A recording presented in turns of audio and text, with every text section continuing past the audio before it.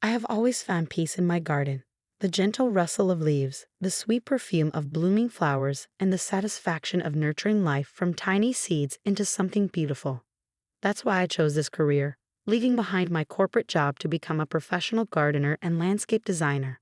Everyone supported my decision, except my mother-in-law, Victoria Stanford. Playing in the dirt isn't a real job, she'd say at every family gathering, her perfectly manicured nails drumming against her wine glass. My son married a CEO, not a gardener. But I proved her wrong. Within 3 years, my business flourished. My designs were featured in home and garden magazines, and my specialty roses won regional competitions. This weekend was supposed to be my biggest achievement yet, the National Garden Competition, where my unique hybrid roses were favored to win. Were being the operative word. I stepped into my garden at dawn for my usual pre-competition care routine, only to freeze in horror. My precious roses, 3 years of careful breeding and endless dedication, lay brutally massacred, stems snapped, petals scattered, and roots torn from the earth. The morning dew mixed with soil to create mud that caked my knees as I fell beside my destroyed flowers. Oh dear, what happened here? I didn't need to turn around to recognize that falsely sweet voice. Victoria stood at my garden gate, dressed impeccably in designer clothes at 6 a.m., holding her signature pruning shears, the same ones she accidentally left at our house after her visit yesterday. Why? My voice cracked. The competition is tomorrow. Perhaps this is a sign, she said, stepping carefully around the destruction in her expensive heels. Time to return to a respectable career. Alexander needs a wife he can proudly introduce at corporate events, not someone who gets dirt under her fingernails. I stayed silent, gathering the broken stems of my roses. My husband Alexander would be devastated. He'd helped me plant these, spending weekends learning about soil pay and proper pruning techniques, proud of how I turned my passion into success. I've arranged an interview for you, Victoria continued.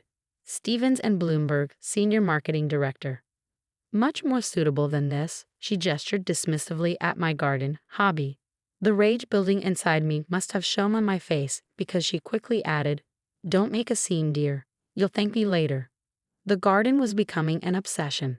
Now you can focus on giving me proper grandchildren instead of fussing over plants. She turned to leave, mission accomplished, but her heel caught in the loose soil. As she stumbled, something fell from her designer handbag, an old leather-bound book, its pages yellowed with age.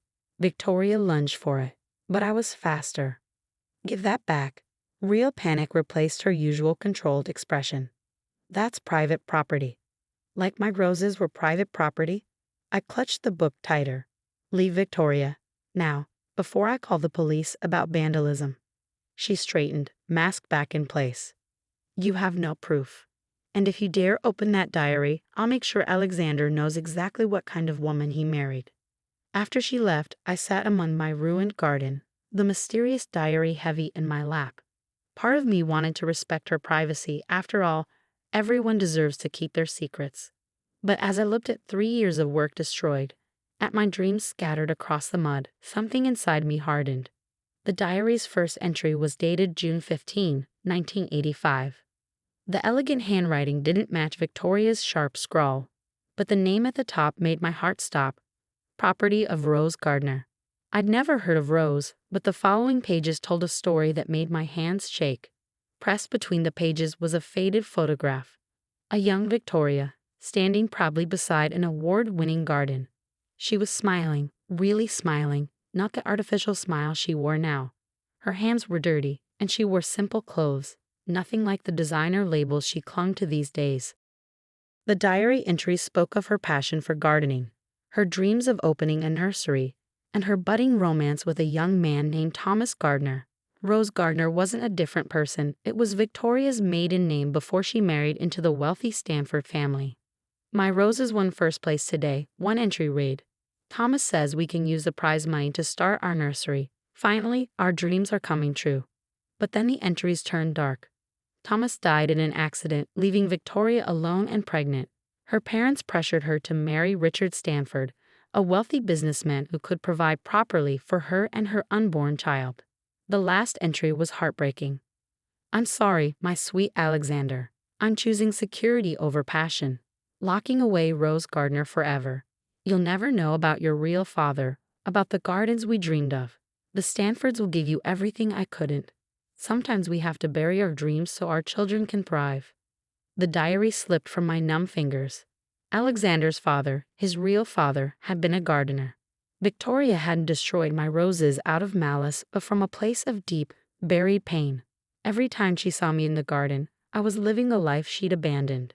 My phone buzzed with a text from Alexander. Got us dinner reservations to celebrate before your big day tomorrow. So proud of you, love. I looked at my destroyed garden, then at the diary that had revealed Victoria's long-buried secrets. The competition was tomorrow, and my mother-in-law's past lay exposed in my hands. As I stood up, brushing dirt from my knees, I knew I had a choice to make, one that would change our family forever. I spent hours staring at my phone, the diary heavy in my lap, wrestling with what to do. My thumb hovered over Alexander's number several times. He deserved to know the truth about his father, about who his mother really was. But another part of me remembered the pain in Victoria's last diary entry, the sacrifice of a young mother choosing security for her child. Finally, I made a different call. National Garden Competition Committee? This is Sarah Stanford. I need to request an emergency meeting. 2 hours later, I sat in their office, explaining my situation, minus the family drama. They were sympathetic but firm. Without my roses, I couldn't compete. Unless. There is one option, Judge Margaret Wilson said, adjusting her glasses. If you can create a stunning display using only local wildflowers and natural elements within the next 24 hours, we'll allow you to enter the sustainable garden category instead. It wasn't my original category, but it was something. I thanked them and rushed to my truck, my mind already racing with possibilities. I'd need help, lots of it. That's when I made my second call of the day. Emily's Garden Center. How can I help? Emily, it's Sarah. Remember those wildflower fields you mentioned out by Miller's Creek? I need a favor. Emily had been my first friend in the gardening community, always ready to help a fellow plant enthusiast. Within an hour, she'd rallied a group of local gardeners. As the sun set, we worked by floodlight, carefully transplanting wildflowers into portable beds. My phone kept buzzing. Alexander wondering where I was, Victoria's number flashing across my screen. I ignored them both. This wasn't about revenge anymore. It was about proving something to myself and maybe to Victoria too. At midnight, Emily brought me coffee and a sandwich.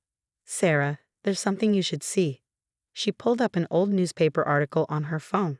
Dated 1985, the headline read, "Local nursery owner dies in tragic accident." Below was a photo of Thomas Gardner standing proudly in front of Gardner's Green Haven. He had Alexander's smile.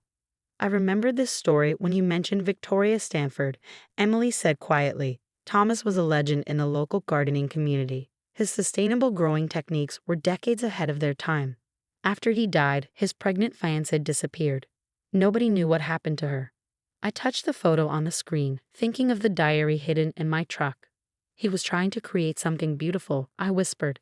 Something that would last. Dawn found me putting the finishing touches on my new display. Instead of my carefully bred roses, Wild Beauty flourished, Queen Anne's lace dancing with black-eyed Susans, native grasses providing texture, all arranged in a natural flow that looked as if it had grown there spontaneously. At the center, I placed a single wild rose bush, its simple blooms more stunning than any hybrid. Sarah? I turned to find Victoria standing behind me, looking unusually disheveled. Her designer outfit was replaced by simple slacks and a blouse, her hair pulled back practically. She looked more like the young woman in the diary's photo than the polished society wife I knew. "I've been driving around all night," she said, voice rough. "The diary, did you read it?" "Yes." She closed her eyes briefly. "And Alexander doesn't know. Yet." Victoria stepped closer, really looking at my new display for the first time. Her hand trembled as she touched a wild rose petal. "These flowers. They're like the ones Thomas and I used to gather. He always said the most beautiful things grow naturally if we just give them space to flourish." He sounds like a wise man.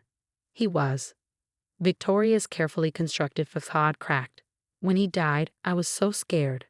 Pregnant, alone, with nothing but our dreams and a half-built nursery.